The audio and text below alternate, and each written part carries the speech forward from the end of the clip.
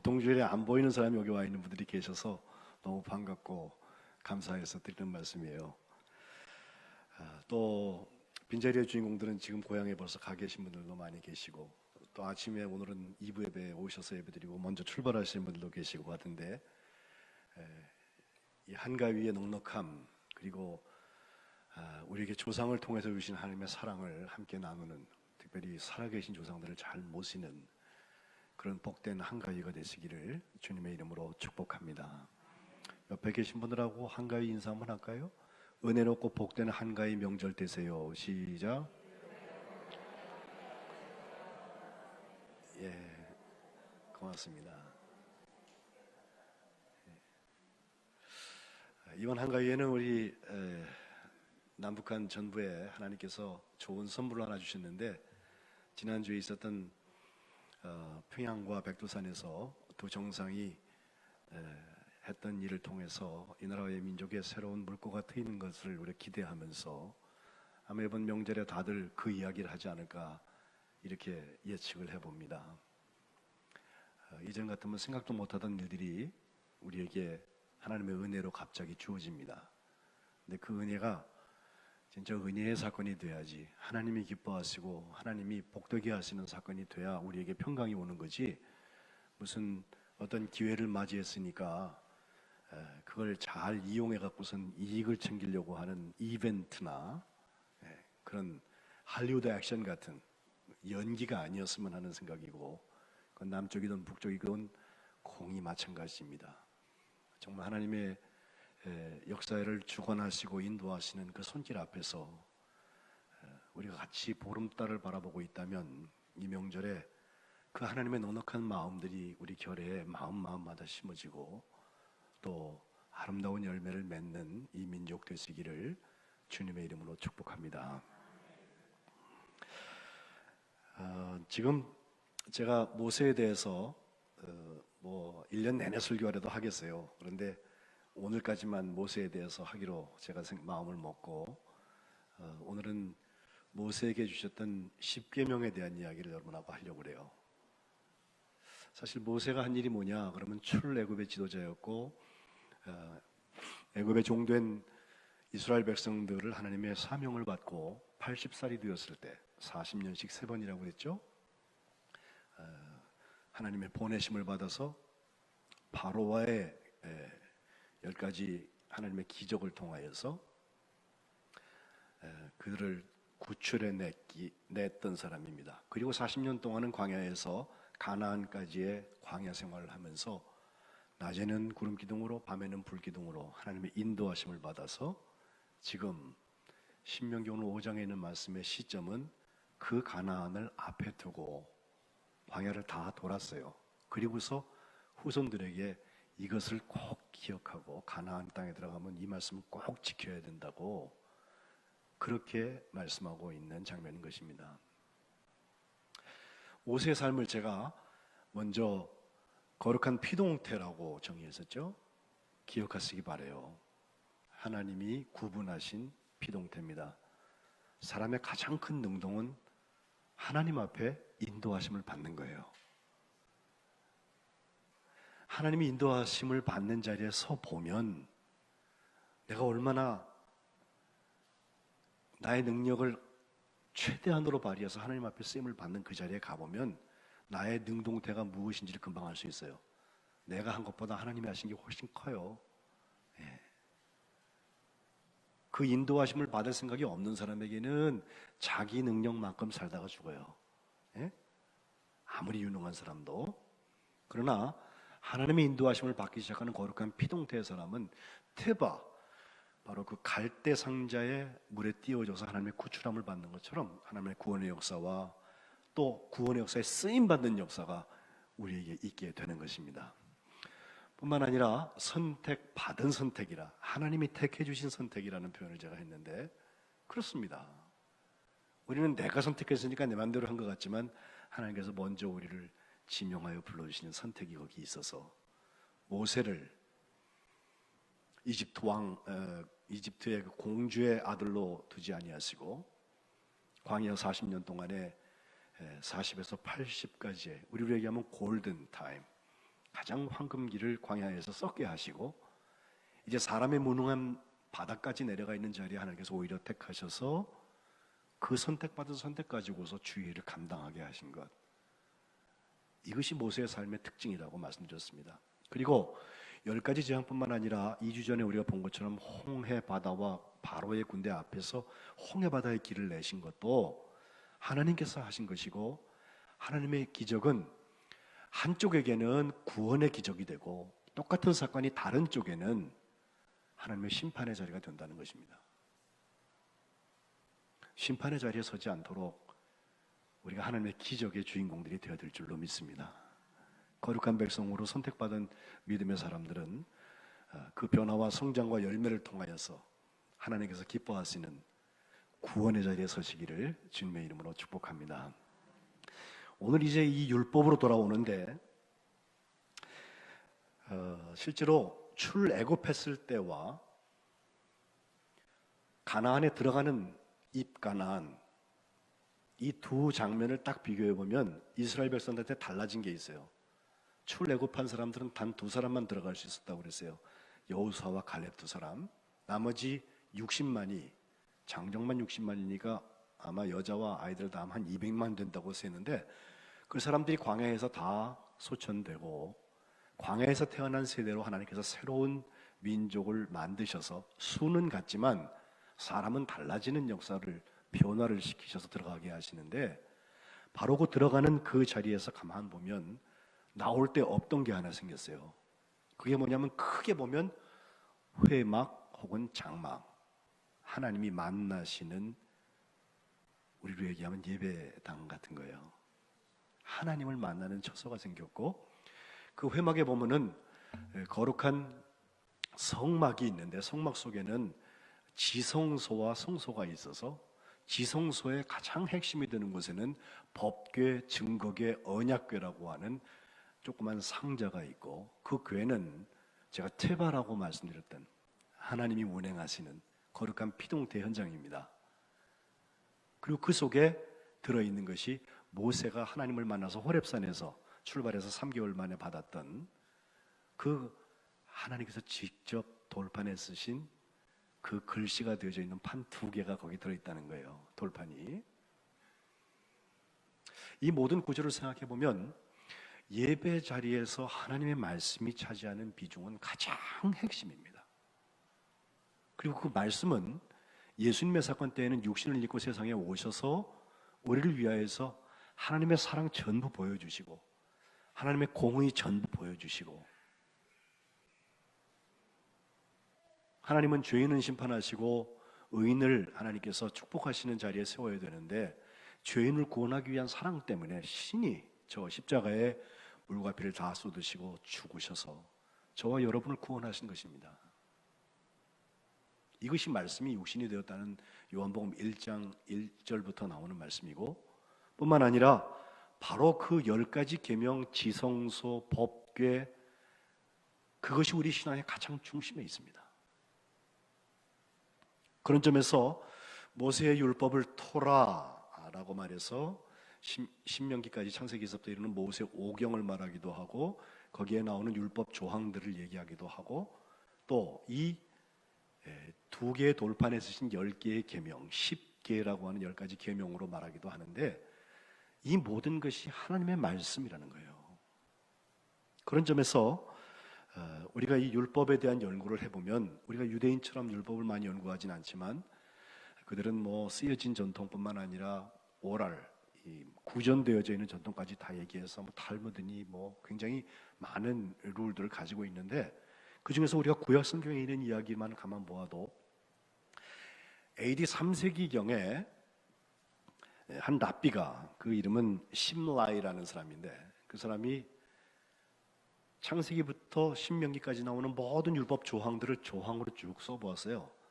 그랬더니 613개가 나오더래요. 그 처음 구분한 때부터 지금까지 다 613조항이라고 외우고 그대로 실행하려고 애를 쓰는 거예요. 613조항은요, 성전 제사, 예루살렘 성전 제사와 관련된 것이 317개나 되기 때문에 지금 성전 제사를 우리가 생각하지 않는다면 오늘 유대인들이 지켜야 될 것은 296개 뿐입니다. 한 반쯤은 성전제사에 관한 것이고 나머지는 성전제사와 상관없는 것이란 말이죠. 그런데 이 613조항 전부를 나누어서 보면 동사 끝에 뭘 하라는 게 있고 뭘 하지 말라는 게 있어요. 법조문은 다 그렇게 되어 있어요. 특별히 율법이 그렇게 되어 있어요. 근데 뭐 하라고 하는 말씀이 더 많을 것 같아요? 하지 말라는 게 더 많을 것 같아요? 여러분 어떻게 생각하세요? 하지 말라는 게 더 많아요? 하라는 게 더 많아요? 왜 하라 마라 그래? 예. 답을 말씀드리면은 하라는 규정은 248개, 하지 말라는 규정은 365개입니다. 그러니까 더하면은 613개 조항이에요. 그래서 외우기 쉽게 하려고 어떤 분들이 248개는 인체의 마디수가 이제 248개래요. 저는 그 의학적으로 맞는지는 모르겠어요. 그래서 우리의 몸을 움직일 때마다 모든 마디마디가 하나님의 말씀 하라는 것을 열심히 할 수 있도록 했으면 좋겠다. 난 좋은 해석이라고 생각해요. 그런가 하면 1년 365일이죠. 365일 동안 하나님 하지 말라는 건 하지 마라 말이에요. 이렇게 외우면 쉬워요. 그런데 이 모든 613개의 조항이 우리가 헌법이나 교리와 장정이나 뭐 교회법, 나라법, 사회법, 관습법, 별법이 다 있잖아요. 우리 양장로님이 법 전문가시니까 제일 잘 아시는데 그 모든 법을 지키는 것처럼 하게 되어 있는지 한번 생각해 보세요. 그 법을 통하여서 하나님께서 하시려는 게 무엇인지. 오늘 본문에 나오는 10계명, 출애굽기 20장에도 나오는데 그 내용은 10가지 계명 맞습니다. 늘 말씀드리지만 앞에 4가지는 하나님에 대한 것이고 뒤에 6가지는 사람에 대한 것입니다. 그것도 하라와 하지 말라로 보면요, 앞에 4가지 중에서 3가지는 하지 말라고 하나는 하라예요. 뒤에 6가지 중에도 5가지는 하지 말라고 1가지는 하라예요. 내용을 좀 보세요. 첫 번째는 6절부터 보면 하나님께서 나는 애굽 땅 너희가 종되었던 집에서 인도해낸 내 하나님이라 하시면서 7절부터 시작하는데 다른 신 금지, 나 외에 다른 신을 네 앞에 두지 말아라, 말하라죠. 하지 말아라. 두 번째는 우상을 만들고 거기에 절하고 섬기는 일 하지 마라. 그게 어떤 형상, 하늘에 있는 것이든 땅에 있는 것이든 물속에 있는 것이든 간에 형상을 만들어서 거기에 절하고 그것을 섬기는 일을 하지 마라. 하나님 정말 싫어하시는 일이에요. 그리고 세 번째는 하나님의 이름 여호와라고 하나님께서 알려주셨는데 그 이름을 망령되이 일컫지 말아라. 여러분, 망령되이 일컫는 게 어떻게 하는 거예요? 예? 우습게 여기는 거죠. 하나님을 유머의 소재로 사실 삼지 않는 것이 맞아요. 유대인들은요, 성경을 읽다가도 야훼, 여호와라는 말이 나오면 입을 가리고 쑥 지나가거나 그러고 지나가요. 함부로 부르지 말라 그랬으니까. 아니면 대명사로 아도나이, 나의 주님이라는 뜻으로 바꾸어서 읽습니다. 그건 뭐 유대 율법주의자들이 그렇게 하는 거고 우리는 여호와 여호와 하는데, 정말 그 망령되이 일컫는 것이 무엇인지를 보니까 헛되게 하는 거예요. 헛되게. 그리고 파괴시키는 거예요. 그리고 기만하고 거짓말하는 거예요. 하나님의 이름을 불러놓고 그것에 합당치 않게 삶을 붙여나가는 것은 다 하나님의 이름을 망령되게 하는 것입니다. 그러고 보면 우리가 얼마나 회개할 게 많은지 몰라요. 이 3가지 금지, 다른 신, 우상, 여호와의 이름을 망령되이 일컫는 것은 하지 말 것이고, 하나님에서 정말 할 것 하나가 있는데 안식일을 거룩하게 지켜라. 그죠? 우리는 안식일을 지키는 사람들은 아니에요. 유대교인들은 지금도 안식일을 지켜요. 금요일 저녁부터 토요일 저녁까지, 해질 때부터 해질 때까지. 그리고 우리와 조금 다르게 믿는 안식교 사람들이 주로 안식일을 지키죠. 예? 제7일 안식교 믿는 사람들, 성경대로 살겠다고 하는 사람들인 건데, 우리는 성경대로보다 신약에 나오는 안식 후 첫날 예수님이 부활하신 게 중요해서 오늘 주일날 모이는 거거든요. 그렇다고 해서 안식일을 거룩하게 지키는 것을 소홀히 해도 되는 것은 아닙니다. 정말 한국의 그리스도인들이 불금이라고 말하는 불타는 금요일 밤부터 토요일 날 해질 때까지를 거룩하게 산다면 이 나라는 달라질 거예요. 여러분 그 시간에 뭐 하세요 주로? 토요일 날 요새는 이제 주 5일 근무하니까 직장 일도 안 하는데 그때 뭐 하세요? 거룩하게 지키세요? 하나님 앞에 구분하고 사세요? 내일 주일 예배를 기대하고 말씀을 묵상하고, 제가 보기에 성민교회 교우들 중에 그런 분들 많이 안 계실 것 같아. 예. 주로 제가 결혼식에 많이 가고 싶은데 저는 뭐 그날을 말씀 준비하느라고 처박혀 있으니까 안 나가고 그러는데, 꼭 주례를 해달라고 그러는 사람은 제가 목사로서 할 수 없이 가요. 사실 그 시간은요 거룩히 지키는 날입니다. 안식일. 일하지 말아야 돼. 자기만 아니에요. 자기 집의 식구들, 심지어는 가축들도, 그리고 종들도, 우리 집에 유하는 나그네도 일하면 안 돼. 예. 축제하는 거 아니에요. 하나님 앞에 구분된 시간을 사는 거예요. 답답한 노릇이죠. 주일은 그렇지 않습니다. 그런데 오늘 15절에 보면 이 하나님을 향한 모든 율법에 대한 말씀을 결론 지으면서 너는 기억하라. 내가 애굽 땅에서 종이 되었던 너를 강한 손과 편팔로 거기서 너를 인도해서 냈다. 그러므로 네 하나님 여호와가 네게 명하여서 안식일을 지켜라 라고 말한단 말이에요. 그날을 쉬어야 돼요. 하나님 앞에 구분해야 돼요. 이것이 하나님께서 하나님과의 관계에서 하라는 단 한 가지입니다.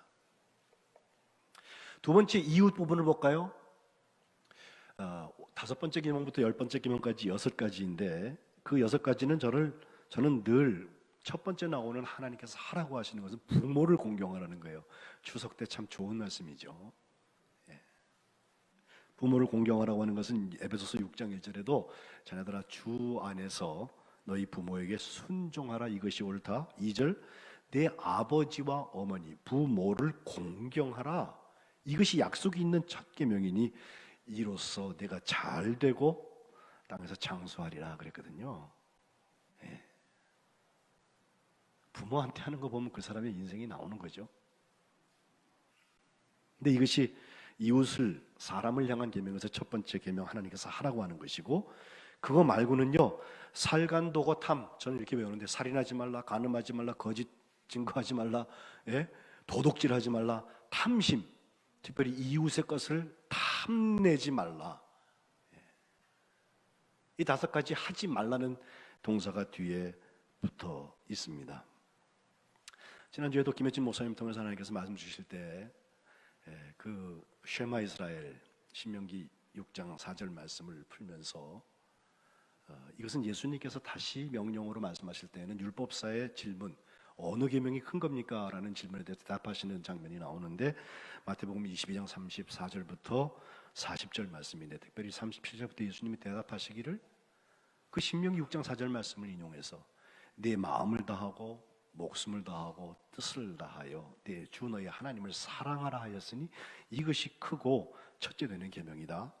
또 둘째도 있는데 내 이웃을 내 자신같이 사랑하라 하셨으니 이 두 계명은 온 율법과 선지자의 강령이라, 에센스란 말이죠. 이 2가지 말씀에 구약 전부를 집어넣을 수 있다라고 주님 말씀하시는 거예요.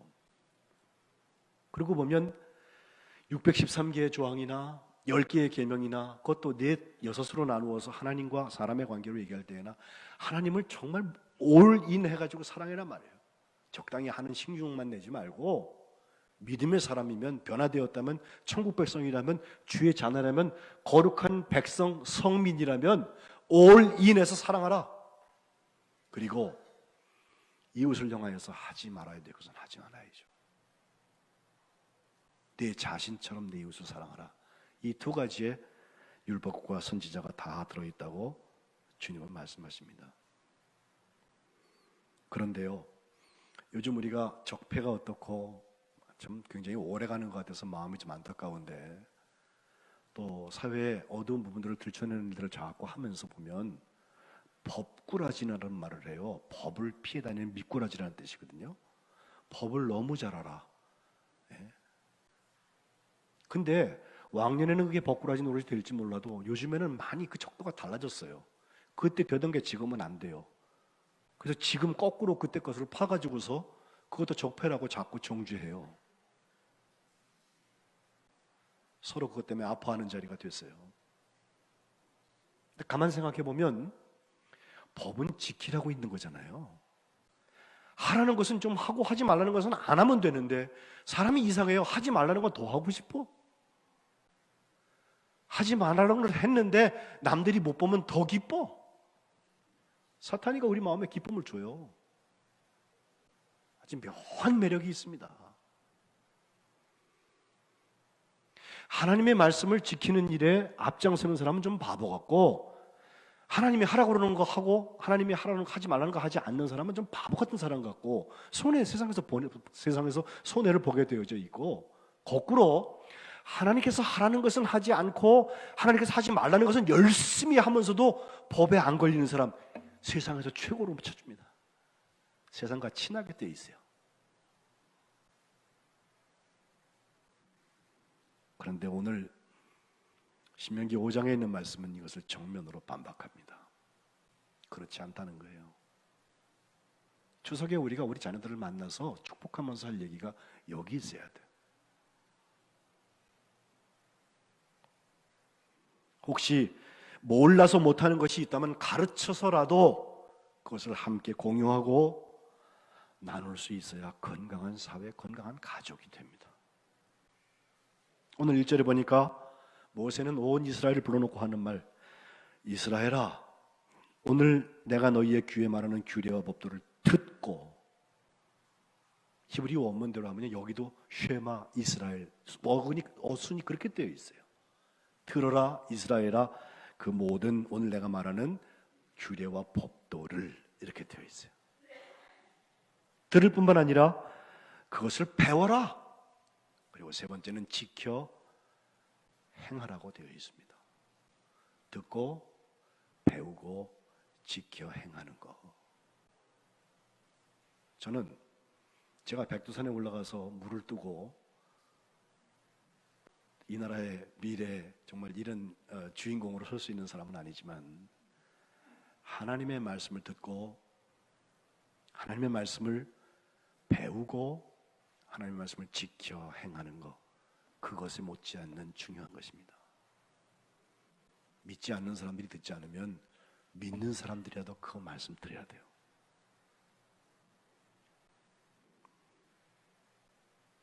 먼저 듣는다고 하는 것, 쉐마, 계속해서 말씀이 나오는데, 로마서 10장 17절 말씀에 믿음은 들음에서 난다고 하잖아요. 원래 우리가 믿음 가지고 얘기하는데 듣지 않고 믿음 생기지 않습니다. 하나님의 말씀을 듣는 자리가 나의 밥줄보다 귀해야 돼. 차 뛰고 퍼 뛰고 다 한 다음에 남는 시간에 하나님의 말씀 듣겠다고 하면 말씀이 들려오지 않습니다. 어쩌면 그 말씀 한번 듣기 위해서 내가 손해도 좀 보고 아파야 됩니다. 희생 없는 말씀, 듣기 좋은 말씀만 들려요. 필요한 말씀만 들려요. 하나님의 음성 레마가 들리지 않습니다.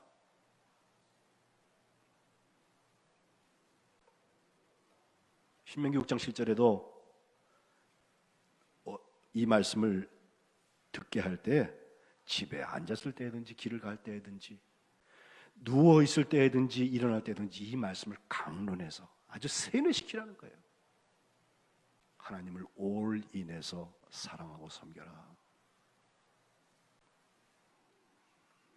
두 번째, 배운다고 하는 말, 이것은 학교나 학원에서 좋은 강사, 좋은 선생님 밑에서 들으면 잘 배워지는 게 아니에요. 알 수는 있어요. 그러나 그것을 배웠다고 하지 않습니다. 히브리어 원어로 보면 그것은 라마드라는 동사를 쓰는데, 그것은 exercise in, 실천하는 거예요. 몸으로 살아내는 길밖에 없어요. 그게 배우는 거예요. 지난주에 우리가 배운 크로스 프락시스라고, 십자가 실천력이라고 하는 우리의 역량을 말씀하던데, 그 프락시스라고 하는 거, 십자가를 실천하는 거, 그게 배우는 거예요. 그리고 지켜 행한다고 할 때 지킨다는 말은 주의 깊게, 이건 역시 들음에서부터 나오고, 행한다고 하는 말도 성취하고 수행한다고 보아서 이 수행은 결국 열매를 맺게 할 것입니다. 저는 지켜 행한다고 할 때 책임에 대한 말씀을 생각합니다. 말씀이 무거워서 조크 하나 할까요? 어느 회사에서 사원들 면접을 하게 됐는데 면접관이 이렇게 질문을 했습니다. 우리 회사는 이 일에는 책임을 지는 사람이 필요합니다. 그랬더니 앉아있던 지원자 중에서 한 사람이 손을 들면서 그러면 그거 바로 전해요. 그래서 무슨 일이 있습니까? 당신이 정말 책임적인 사람입니까? 그랬더니 하는 말이, 지금까지 제가 여러 직장을 지나왔는데 직장에서 해고될 때마다 자네 책임이야 그러면서 자르더래요. 책임적인 사람 아닙니까? 라고 묻더랍니다. 우리 그리스도인들의 책임은 어디 있습니까? 하나님께서 어느 날 갑자기 통일을 우리에게 주신다고 가정해 봅시다. 엄청난 혼란이 찾아올 거예요. 요즘같이 부동산 가지고선 장난하는 거 보면 북한에 땅 투기하러 뛰어 올라갈 것 분명해. 안 봐도 비디오야. 가르쳐 지켜 행하는 자가 그 십자가 실천 크로스 프락시스가 없는데 진짜 통일이 옵니까? 십자가를 지려고 하는 훈련이 없는데 거기에 하나님의 샬롬 평강이 옵니까? No cross, no crown. 면류관이 없습니다. 사랑의 능력이 없는데 용서와 화해의 문이 열립니까? 거룩한 백성 성민이라면 하나님의 마음을 품고 하나님의 뜻을 수행해 나는 그 사람이 거룩한 백성이에요. 율법을 조항을 613개를 지키라는 뜻이 아닙니다. 이 율법을 통하여서 하나님께서 우리를 향하여서 계속해서 도전하시는 말씀, 하라와 하지 말라를 구분하신 말씀을 지키려는 마음이 있냐는 거예요. 우리 성민교회는 복음을 통하여서 하나님께서 다시 우리에게 주신 하나님의 법도와 규례, 윤례, 말씀, 언약, 하나님의 말씀을 지키고 행하는 아름다운 믿음의 사람들 되시기를 주님의 이름으로 축복합니다. 그 언약을 지킬 사람은 남이 아니라 우리라는 말씀도 꼭 드려야 되겠어요. 2절과 3절에 보면요, 조상에게 주신 약속이 아니고 지금 우리, 2절과 3절에 우리라는 말이 3번 나와요. 예? 우리 조상들과 세우신 게 아니고 오늘 여기 살아있는 우리, 곧 우리와 세우신 거라. 왜? 이제 가나안에 들어가게 되는데 들어가서 지킬 말씀이란 말이에요. 그런데 하나님의 말씀이 자꾸 옛날 말씀으로 들리는 이유는 뭐예요? 시대에 맞느니 맞지 않느니 따지고 있는 이유는 뭐예요? 하나님 지금 돌아가셨어요?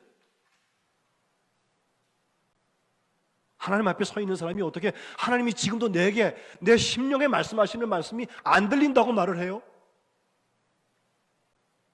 자기 욕심에 눈이 멀었거나 자기 욕심으로 귀를 막고 있는 거지.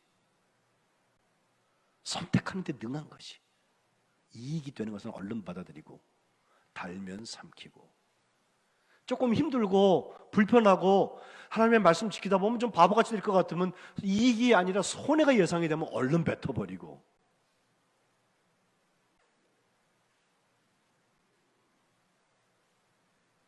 그 우리가 어떤 사람입니까? 사실 호렙산에서 하나님의 말씀을 봤던 장면, 출애굽기 19장과 20장에 있는 말씀을 쭉 보면요, 오늘 신명기에도 잠깐 나옵니다만은 정말 하나님 앞에 이 하나님의 불의 역사가 막 나타나고 그러니까 산 위에 하나님의 불의 임재가 있었거든요. 이 사람이 두려웠어요. 하나님 만나면 죽을 것 같으니까 모세한테, 모세가 대신 좀 가가지고 하나님 만나달라고. 그래갖고 80 먹은 노인네가요, 하나님이 올라오라 그러면 3번이나 올라갔다 내려갔다 올라갔다 내려갔다, 그 가서 또 40일씩이나 굶고 내려오고. 예? 하나님을 대면하면 죽을까봐. 모세의 믿음이 여기 있어요. 모세도 죽을 수 있어요. 근데 모세는 믿음으로 그 말씀 받으러 가는 거예요. 순종은 그쯤 돼야 순종이야. 제일 답답한 거, 하나님의 돌판에 말씀 주셔갖고 들고 내려오는데 그때 뭐 했어요? 금송아지 섬기고 있다고. 이게 우리를 애굽에서 끌고 나온 신이라고 하면서 금송아지 만들어갖고 잔치하고 있어요. 거기서 예배하고 있어요. 두 번째 계명, 상을 만들어갖고서 그것을 절하고 그것을 섬기지 말라 그랬는데 하나님은 온데간데 없고 모세도 안 보이니까 40일밖에 안 되는 시간 동안 제가 똑같은 40일을 하나님 보시기에는 너무 빨리 이 사람들이 죄로 돌아간다고 하셨고 사람들이 볼 때는 너무 늦게 안 내려온다, 너무 오래되었다고 얘기한다고 그러지 않았어요?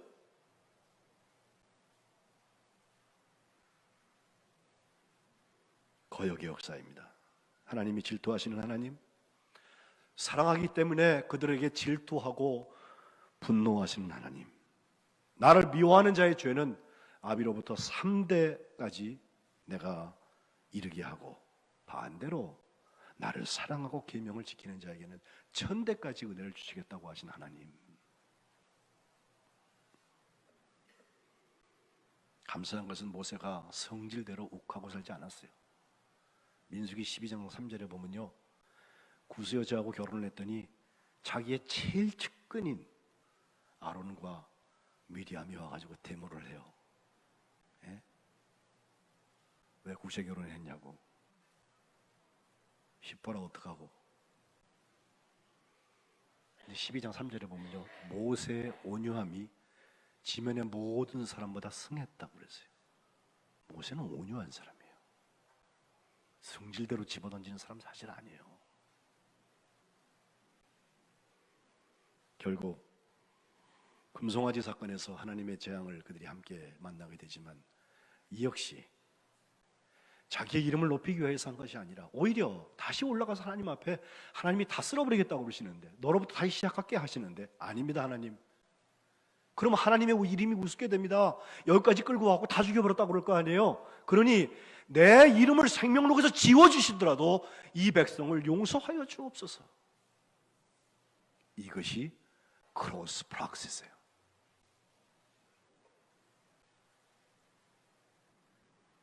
복음이 회복한 믿음은 생명의 성령의 법이라 했습니다. 로마서 8장에 보면 그래요. 영이 살리는 거예요. 육은 다 죽어요, 때가 되면. 추석 때 다 그거 보지 않습니까? 성묘도 가고. 영은 살아요. 또 성령이 사람을 살려요. 믿음의 사람은 어떤 사람이에요? 성령의 붙들림을 받아서 삶의 아젠다가 싹 변화되고 그 다음에 말씀으로 자꾸 양육되면서 성장해가지고 결국은 하나님께 영광 돌리는, 또 하나님 기뻐하시는 열매를 맺는 사람인 줄로 믿습니다. 그 로마서 8장에 보면 종과 양자, 자녀, 종과 자녀가 다르다는 말씀이 나와요. 아빠, 아버지라고 우리가 부른다. 예?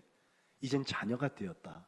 죄의 종로로 돼서부터 우리가 구원을 받아서 출애굽하여서 가나안에서부터는 하나님의 말씀 붙들고 사는 하나님의 자녀가 되었다. 근데 실제로 종과 자녀의 차이는요, 어떤 계명을 잘 유심히 보면 알 수 있어요. 종은요, 주인이 하지 말라는 거 그거 잘못 걸려가지고서 야단 맞지 않으려고, 매 맞지 않으려고 눈치만 봐요. 혹시 걸리면요 거짓말해요. 둘러대고 남이 피봐도 상관없어. 근데 자녀는 내 아버지인데 어떡할 거야? 내가 잘못한 건 잘못했다고 회개할 수 있는 건 그게 자녀예요. 뿐만 아니라 자녀들은 아버지가 하지 말라는 것 안 하는 것도 중요하지만 365개 아버지가 기뻐하시는 거 하는 것도 소중해요. 248개. 내가 아버지의 말씀을 순종하여서 아버지가 기뻐하시는 일을 함께 할 때 참된 자유가 거기에 있습니다.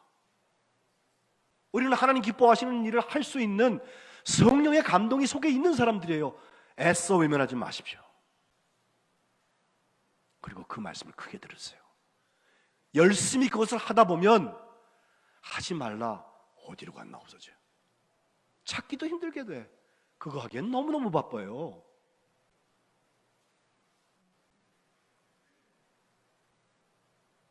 말씀 준비하면서 백범 김구 선생님의 어록을 제가 보게 되었는데 이런 말씀을 하신대요.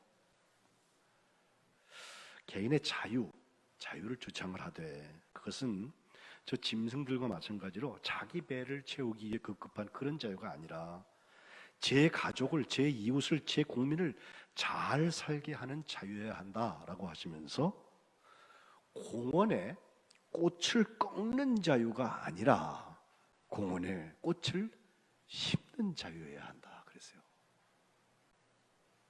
하지 말라가 아니라 하라예요.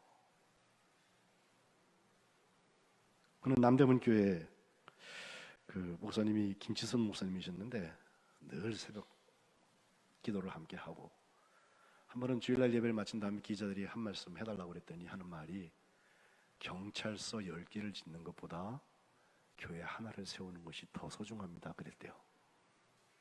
백범 김구 선생님의 말씀이거든요. 근데 여러분 제가 무거운 책임 앞에 서요.